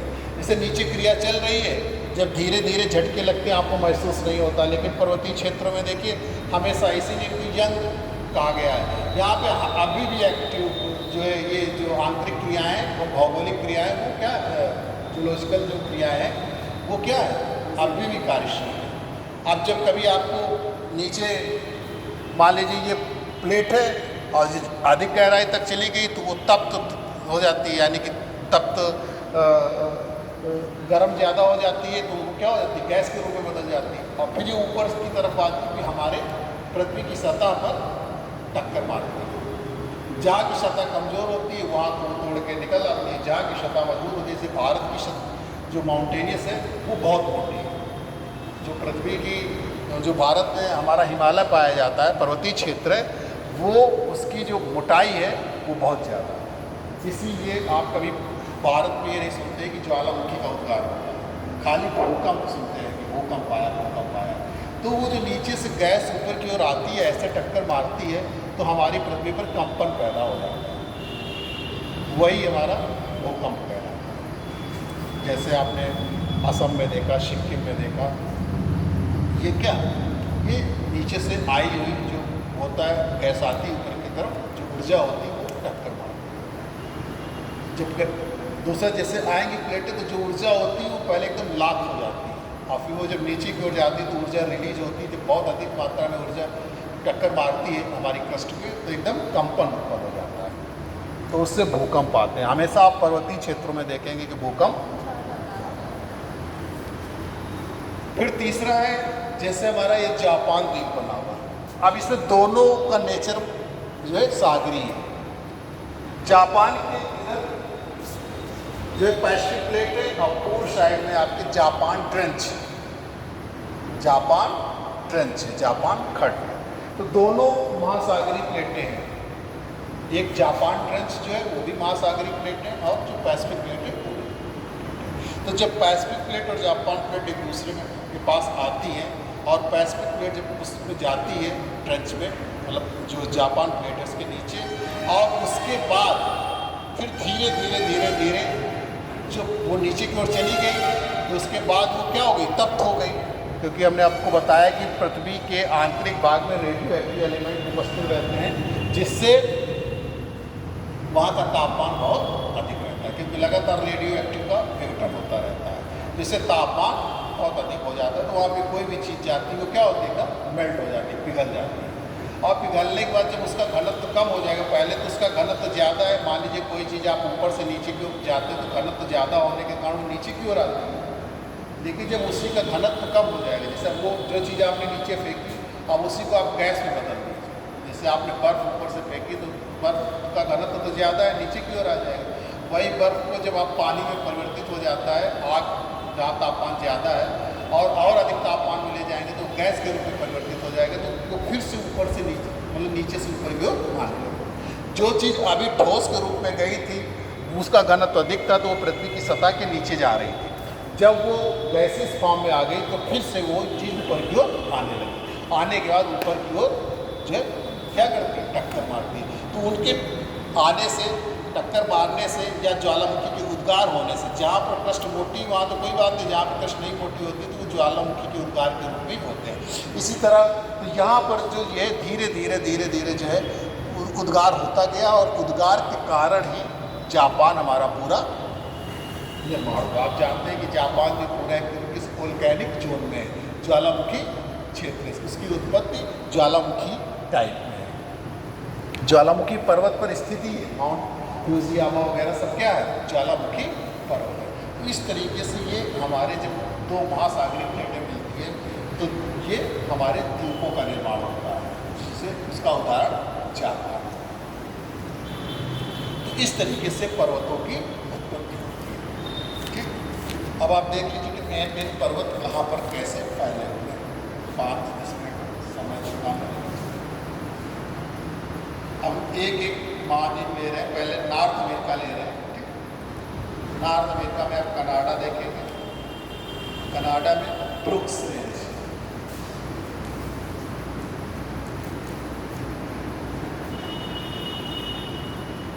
ब्रुक्स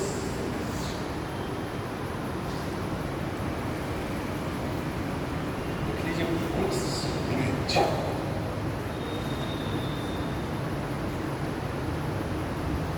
फिर अलास्का रेंज, ये वाला क्षेत्र अलास्का है, ये यहाँ से अलास्का, अलास्का रेंज। ये माउंट मैकिनले, माउंट मैकिनले, इसकी ऊंचाई 6194 मीटर है और ये नॉर्थ अमेरिका की हाईएस्ट माउंट मैकिनले 6000 और ये highest peak of north America है, उत्तरी अमेरिका की सबसे ऊंची चोटी।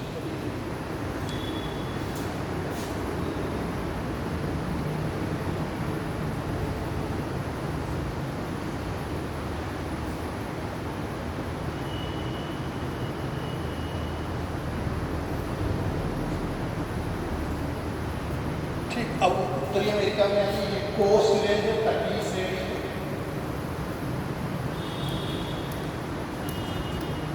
कोस्ट रेंज, तटीय श्रेणी।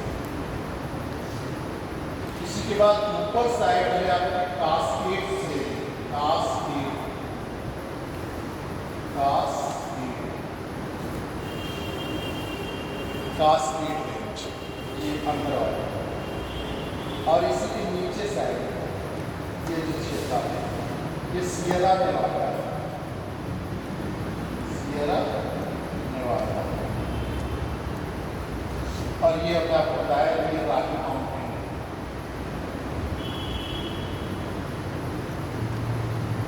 है।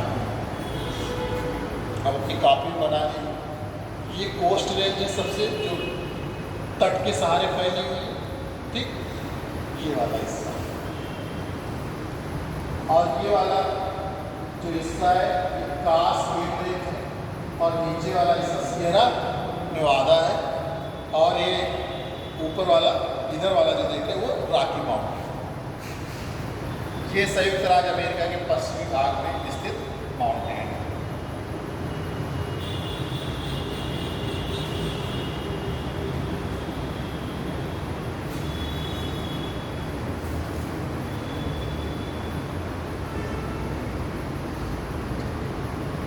कास्केड रेंज में ये जो है आपके माउंट विटनी पाए जाते हैं। कास्केड रेंज में माउंट विटनी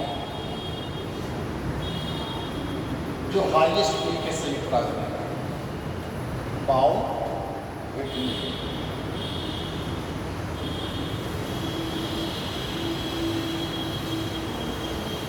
ये हाईएस्ट पीक है संयुक्त राज्य अमेरिका की, जिसकी ऊंचाई है 4418 मीटर। ध्यान रखिएगा, हाईएस्ट पीक जो है ये संयुक्त राज्य अमेरिका की है और वो हाईएस्ट पीक पूरे नॉर्थ अमेरिका की जो हमने आपको माउंट मैकिनले बताया।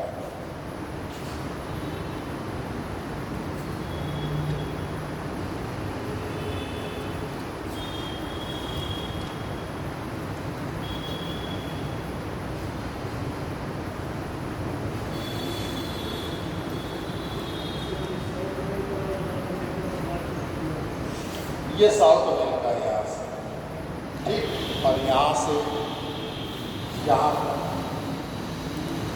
जो रियो ग्रांडे रिवर अलग अलग करती है, ये जो है यूएसए है यहाँ, फिर ये मैक्सिको है, फिर ये बीच वाला भाग सेंट्रल अमेरिका है, और फिर ये साउथ अमेरिका है।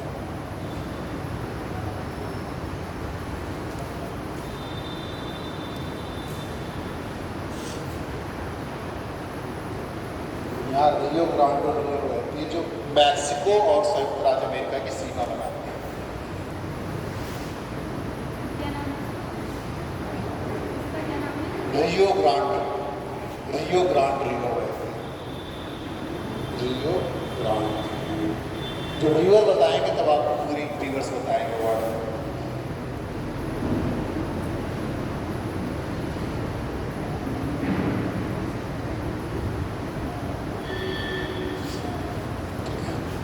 इधर ही आपका ऑपरेशन माउंटेन पाया जाता है,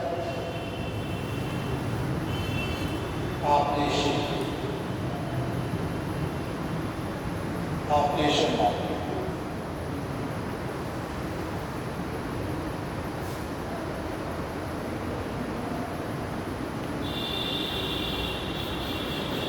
ऊपर इसी में अलेगनी माउंटेन है, अलेगनी। इसी जगह माउंट मिचेल है,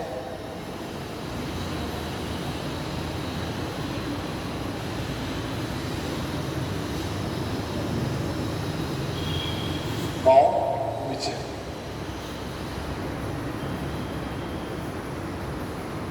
ऑपरेशन आपको ज़्यादा ठीक से याद रखना है, अलेगनी माउंटेन, दोनों क्वेश्चन आ चुके हैं कि माउंटेन में ऑपरेशन माउंटेन कहाँ पाया जाता है, अलेगनी माउंटेन कहाँ पाया जाता है, संयुक्त राज्य अमेरिका में।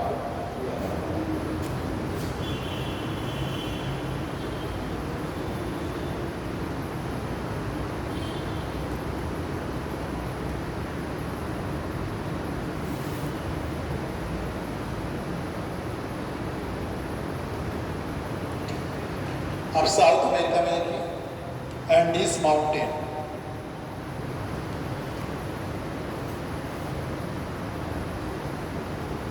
जो वेनेजुएला से लेके अर्जेंटीना तक फैला हुआ है,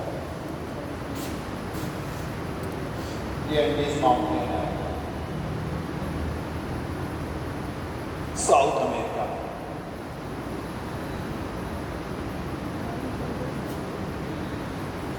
इसी में जो एंकांगुआ पीक पाई जाती है चिली, ये इसकी सबसे ऊंची चोटी है, Aconcagua, highest peak of Andes which is found in Chile, Chile देश है वहां में पाया जाता है।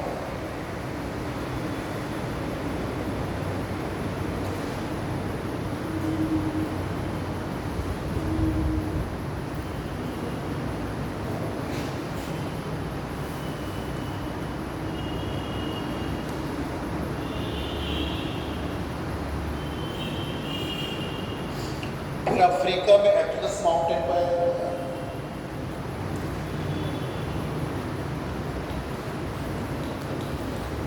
Atlas mountain.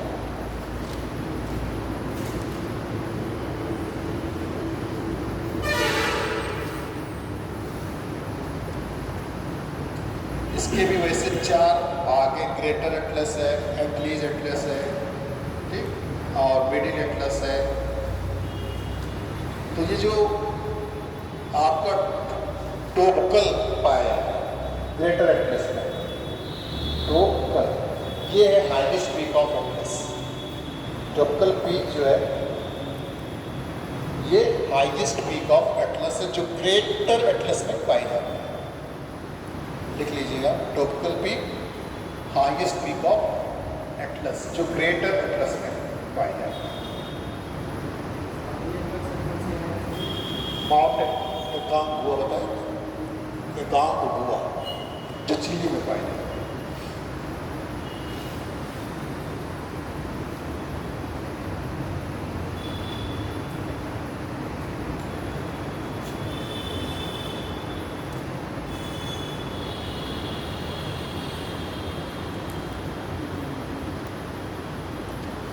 ये माउंट एलगन ये अफ्रीका में पाया जाता है,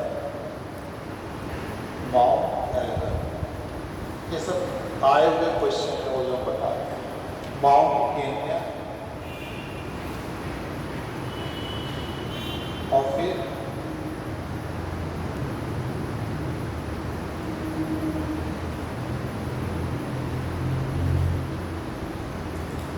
माउंट तंजानिया, किलिमंजारो तंजानिया में पाया जाता है।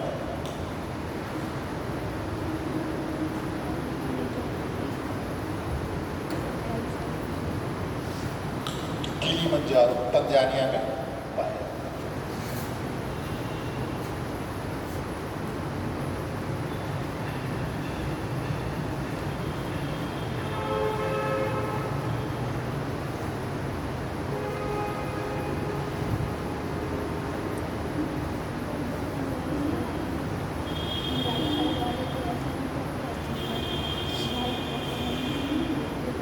ये किलिमंजारो की हाइट 5000 समथिंग है, 128 मीटर, जो हाईएस्ट पीक ऑफ तंजानिया है। यहाँ पे ड्रेगन्सबर्ग पर्वत पाया जाता है, अफ्रीका, साउथ अफ्रीका में।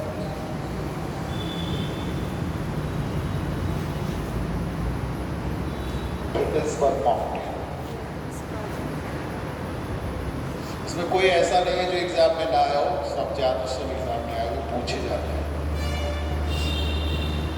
किलिमंजारो तो बहुत पूछा जाता है, वोल्केनिक माउंटेन है।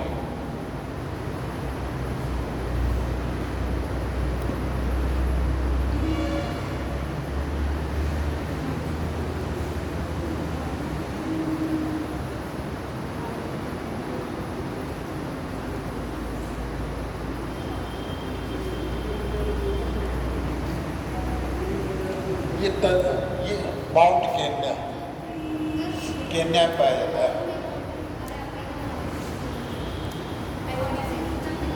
ये ड्रैकेंसबर्ग,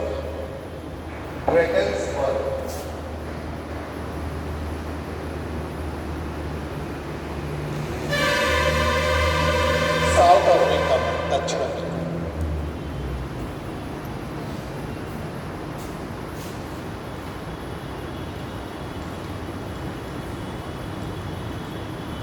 आप देखिए यूरोप में आपका पेनाइन ग्रेट ब्रिटेन में पाया जाता है।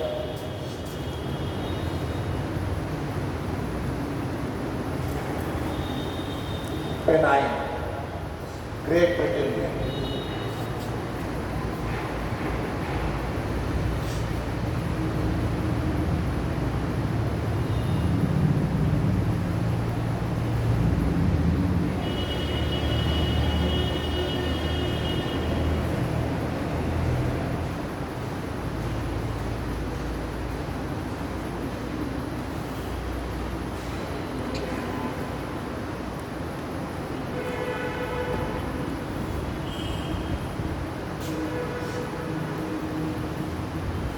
पेरिस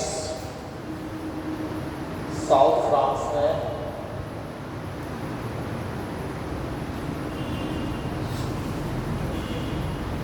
पेरिस साउथ फ्रांस में, दक्षिण फ्रांस में।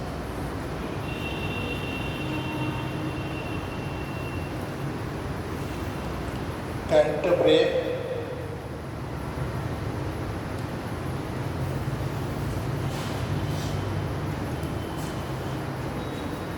ये स्पेन में पाया जाता है। ये स्पेन है, ये स्पेन है, ये ऊपर फ्रांस है और ये इधर पुर्तगाल है, ये वाला हिस्सा स्पेन, ये और ऊपर फ्रांस है।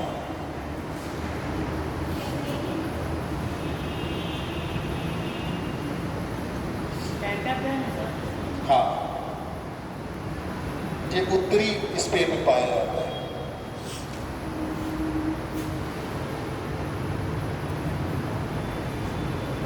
इसमें आप्लेशियन है, आल्पस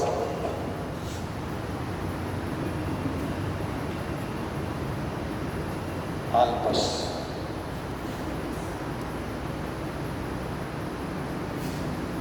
ये जो थोड़ा सा निकला हुआ इटली है, ये AP9 यहाँ पे पाया जाता है, AP ये इटली में है,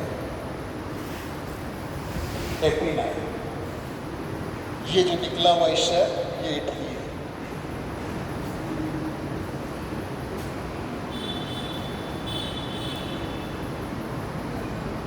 आल्प्स में माउंट ब्लांस जो हाईएस्ट आल्प्स, ये भी क्वेश्चन आता है। ये माउंट ब्लांस है, ये हाईएस्ट पीक है। Mount Blanc highest peak of Alps पर्वत है। आल्प्स पर्वत की सबसे ऊंची चोटी माउंट ब्लांस।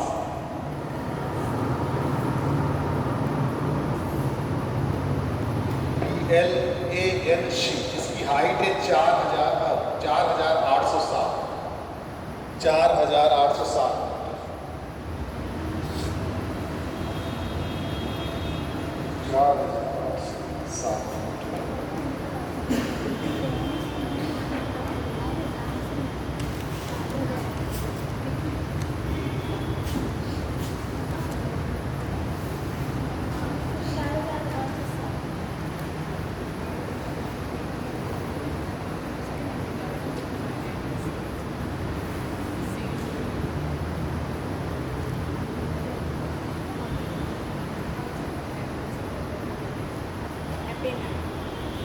फिर एक कार्पेथियन,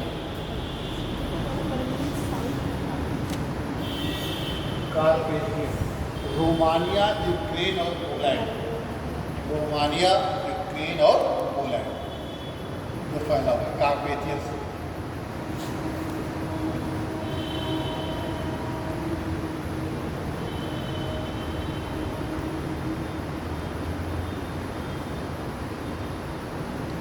फिर एक काकेसस, काकेसस इसे माउंट एल्ब्रूस पाया जाता है जो हाईएस्ट पीक है Caucasus. Mount Elbrus highest peak of Europe की है। यूरोप की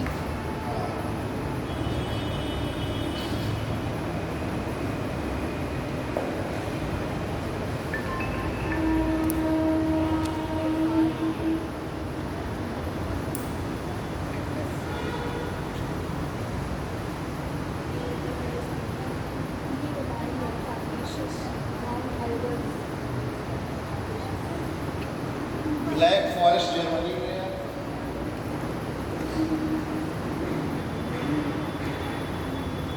और यहीं पे वासेस,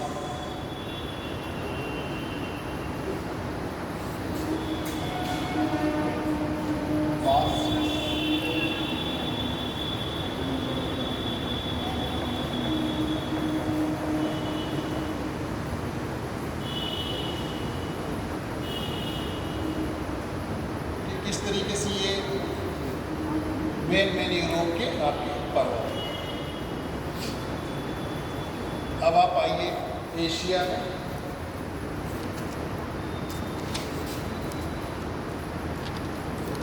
अभी यहाँ ये जो आपका अलग करता है यूराल माउंटेन, ये एशिया को यूरोप से अलग करता है।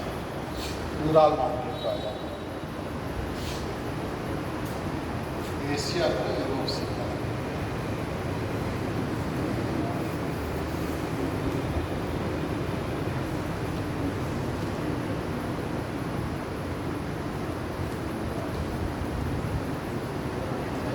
अफगानिस्तान में हिंदुकुश,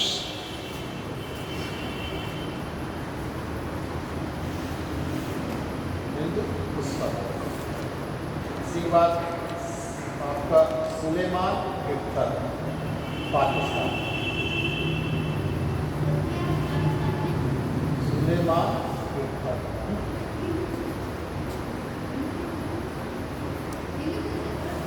सुलेमान और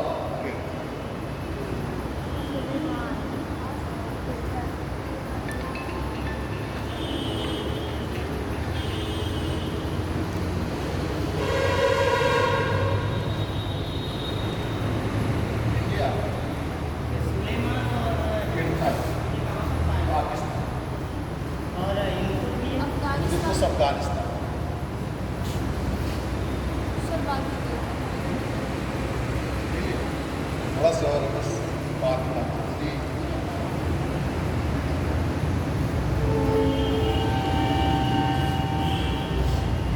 ये आपका हिमालय,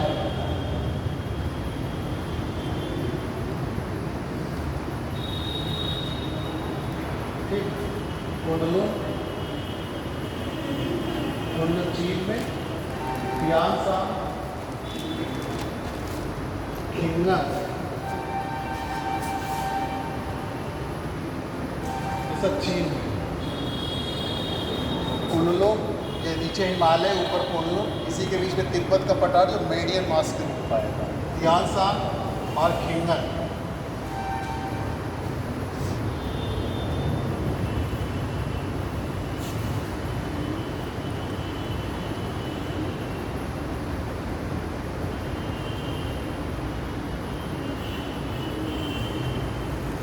एक कौन सा है? तियानसान है, कुनलुन है और हाँ? तियानसान, कुनलुन और एक कौन सा है? ये खिंगन,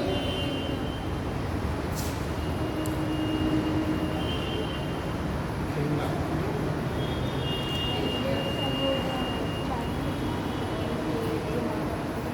हिमालय तो सर इंडिया में है। भारत, नेपाल, नेपाल। हिमालय पर्वत मतलब मेजर इसमें पाया जाता है, लेकिन जो माउंट एवरेस्ट है वो नेपाल और चीन। हाँ? खिंगन चीन में पाया जाता है। अब देखिए ऑस्ट्रेलिया में, देखिए ये अब जापान में जो आपका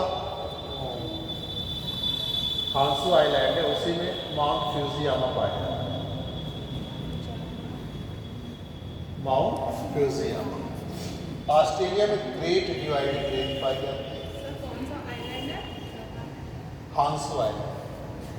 4 मेजर है इसमें, कौन कौन से? हांसू, होक्काइडो, क्यूशू और Shikoku. Great Dividing range.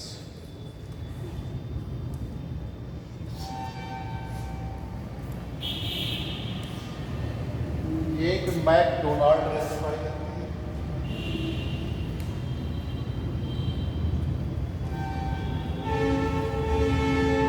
Perth के पास डार्लिंग रेंज पाई जाती है,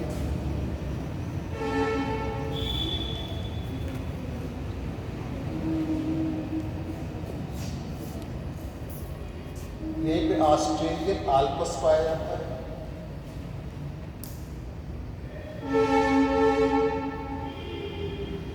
ऑस्ट्रेलियन आल्पस।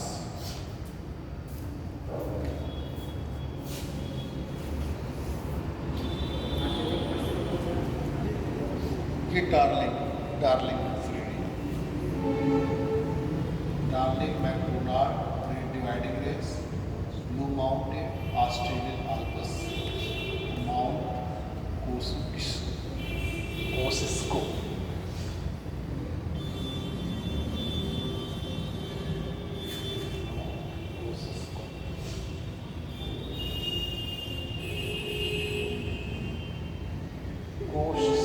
ये माउंट कोसिस्को ऑस्ट्रेलिया की सबसे ऊंची चोटी है। वैसे तो इसका एक इसके अंदर में एक आइलैंड भी है, उसकी सबसे ऊंची, वो सबसे ऊंची चोटी है। ये 2000 के आसपास है, 2200 मीटर के आसपास, वो 2400 मीटर के आसपास है, माउंट मोशन। लेकिन माना इसी को जाता है, ये चूँकि इनलैंड में है, तो ऑस्ट्रेलिया की जो है सबसे ऊंची चोटी है माउंट कोसिस्को।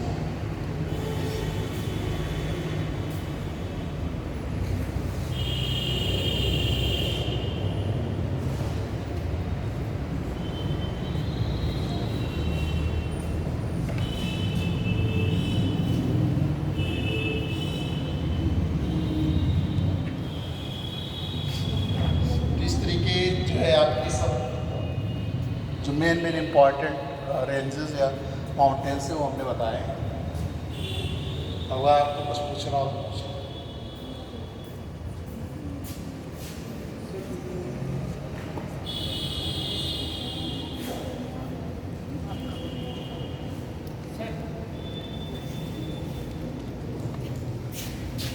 Thank you.